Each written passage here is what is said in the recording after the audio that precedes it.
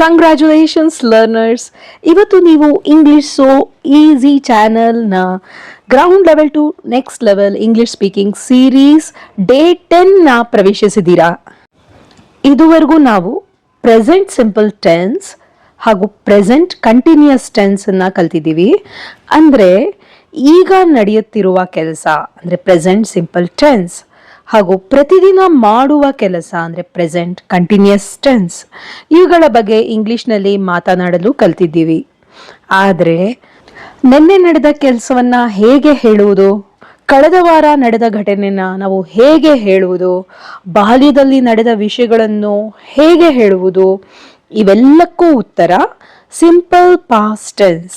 ಇವತ್ತಿನ ಕ್ಲಾಸ್ ಆದಮೇಲೆ ನೀವು ಸುಲಭವಾಗಿ ಹೇಳಬಹುದು, I went, she cooked, we studied, they played.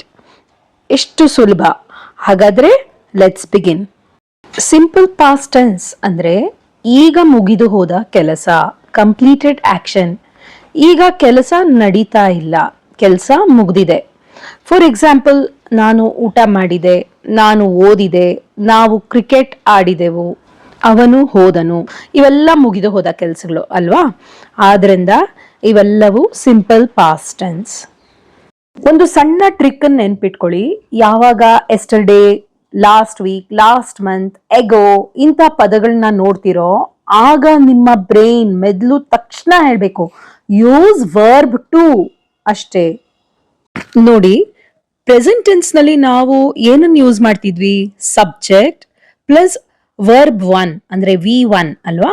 Verb 1 ಅಂತಂದ್ರೆ ಸಿಂಪಲ್ ಫಾರ್ಮ್ ಅಲ್ಲಿ ಇರೋ ವರ್ಬ್, ಬೇಸ್ ಫಾರ್ಮ್ ಅಲ್ಲಿ ಇರೋದು. ಆದ್ರೆ ಪಾಸ್ಟ್ ಟೆನ್ಸ್ ನಲ್ಲಿ ನಾವು ಒಂದೇ ಒಂದು ಬದಲಾವಣೆ ಮಾಡಬೇಕು.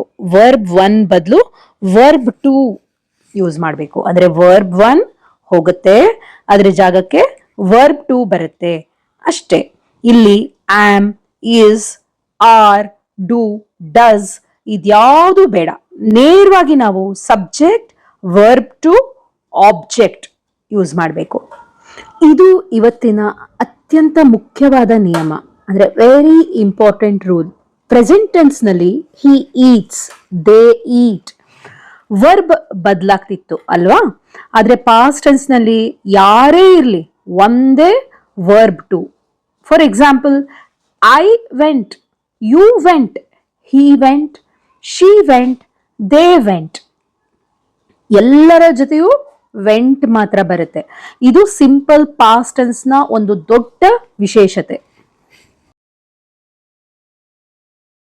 ಇಂಗ್ಲಿಷ್ ನಲ್ಲಿ 2 ವಿಧದ ವರ್ಬ್ಗಳಿವೆ. ಮೊದಲನೆಯದು ಇರ್ರೆಗ್ಯುಲರ್ ವರ್ಬ್ಸ್. ಇವು ಬದಲಾಗ್ಬಿಡುತ್ತೆ. ಫಾರ್ ಎಕ್ಸಾಂಪಲ್, ಗೋ ವೆಂಟ್ ಆಗತ್ತೆ, eat ate, come came, right wrote. ಅಂದ್ರೆ ಸ್ಪೆಲ್ಲಿಂಗ್ ಎಲ್ಲ ಪೂರ್ತಿ ಚೇಂಜ್ ಆಗೋಗುತ್ತೆ. ಎರಡನೇದು ರೆಗ್ಯುಲರ್ ವರ್ಬ್ಸ್. ಇವುಗಳಿಗೆ ಕೇವಲ ED ಸೇರಿಸಿದ್ರೆ ಸಾಕು. ಫಾರ್ ಎಕ್ಸಾಂಪಲ್, ಪ್ಲೇ ಅನ್ನೋದಕ್ಕೆ played, cook cooked, finish finished, watch watched.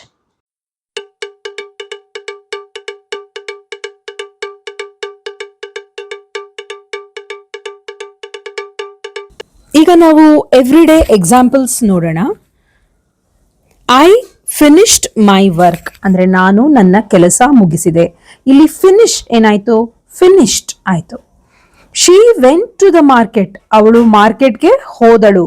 ಇಲ್ಲಿ ವರ್ಬ್ V1 ಫಾರ್ಮ್ ಅಲ್ಲಿ ಇರೋ ಗೋ ಏನಾಯ್ತು? V2 ಫಾರ್ಮ್ ಅಲ್ಲಿ ಏನಾಗುತ್ತೆ? ವೆಂಟ್ ಆಗತ್ತೆ. ಆಮೇಲೆ ದೇ ಪ್ಲೇಡ್ ಕ್ರಿಕೆಟ್ ಎಸ್ಟರ್ಡೇ, ಅವರು ನೆನ್ನೆ ಕ್ರಿಕೆಟ್ ಆಡಿದರು. Play played. We studied English, ನಾವು ಇಂಗ್ಲಿಷ್ ಓದಿದೆವು. ಸ್ಟಡಿ ಏನಾಯ್ತು? ಸ್ಟಡೀಡ್ ಅಂತ ಆಯ್ತು ಅಲ್ವಾ? ಹಿ ಏಟ್ ಅನ್ ಆಪಲ್, ಈಟ್ ಏನಾಗುತ್ತೆ? ಏಟ್ ಆಗತ್ತೆ. ಸಿಂಪಲ್ ಪಾಸ್ಟ್ ನಲ್ಲಿ ಈ ಸಮಯದ ಪದಗಳು ತುಂಬಾ ಸಾಮಾನ್ಯ. They are very common. ಯಾವ್ದ್ಯಾವುದು? Yesterday, last week, last month, last year, 2 days ago, a few minutes ago, long ago. ಈ ವರ್ಡ್ಸ್ನ ನೋಡಿದ ಕೂಡಲೇ ನಿಮ್ಮ ಬ್ರೈನ್ ಏನಂತ ಹೇಳಬೇಕು? Use verb to.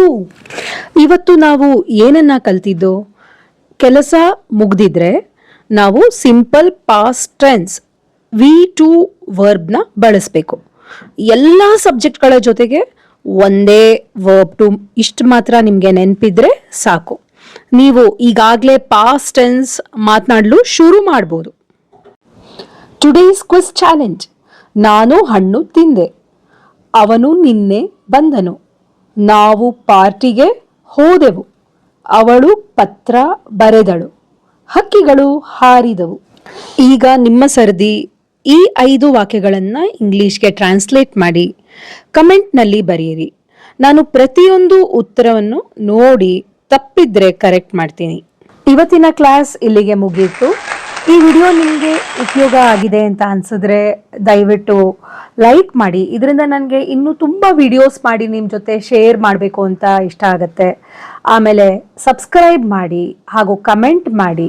ನಿಮ್ಮ ಈ ಲೈಕ್, ಶೇರ್, ಸಬ್ಸ್ಕ್ರೈಬ್ ಹಾಗೂ ಕಮೆಂಟಿಂದ ನಾನು ಪಡ್ತಾ ಇರೋ ಈ ಶ್ರಮಕ್ಕೆ ಒಂದು ಸಾರ್ಥಕತೆ ಸಿಗುತ್ತೆ ಅಂತ ನಾನು ಅಂದ್ಕೊಂಡಿದ್ದೀನಿ.